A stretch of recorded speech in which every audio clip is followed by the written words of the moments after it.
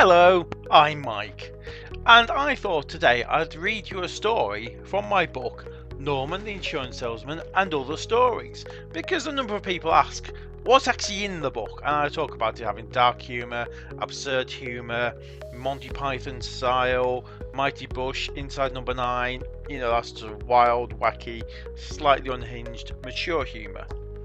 But there's nothing like an actual example, So let's have a little story just as a taster, and then you can see if it's the sort of book that you might like to buy for yourself or for your friends or family.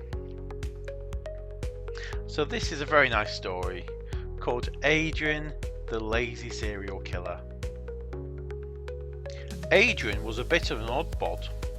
Every summer he worked as a grounds maintenance operative in Chignecto-Ismouth wilderness area in Nova Scotia, where, to be honest, his efforts were limited, and no one really noticed if he was doing any work or not, because he was, in theory, trying to tidy up a piece of wilderness the size of Leicester. In the off-season, however, Adrian would spend his days snoozing in a deck chair on the cliffs near Cape Tryon Lighthouse on Prince Edward's Island in Canada. Adrian would sit in a stripy deck chair, clad in thermals, wool socks, fleece jacket and trousers, plus a waterproof parka and waterproof trousers, accessorising with a hat, gloves, boots and scarf, under a thermal blanket with a large box on wheels next to him.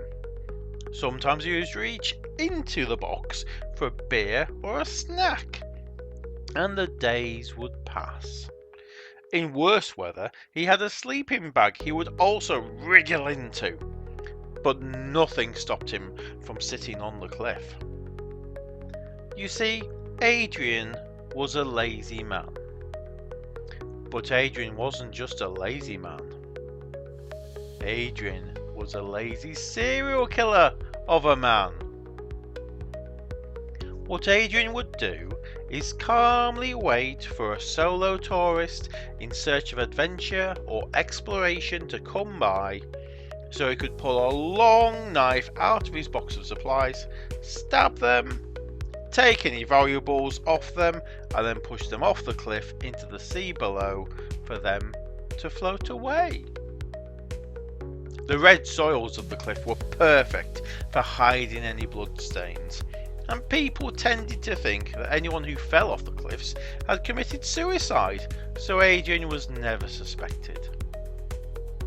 One day, Adrian saw a fellow in a bright yellow windbreaker jacket strolling by, said "Morning," stood up and stabbed him. He took his wallet and poked him off the cliff as usual.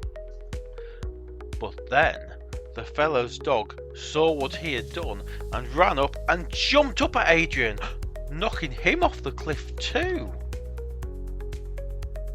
Adrian died in the sea.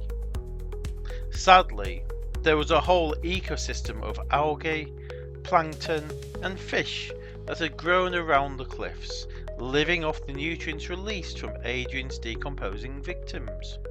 They relied on the regular depositing of bodies off the cliff, and without Adrian feeding them all those human remains, the ecosystem collapsed. As always, nature is the one that truly suffers. If you enjoyed that story and would like to find out some more, why not buy my book? Available on Amazon, the link will be in the description, or go to thog.uk. Thanks, bye! Thog.uk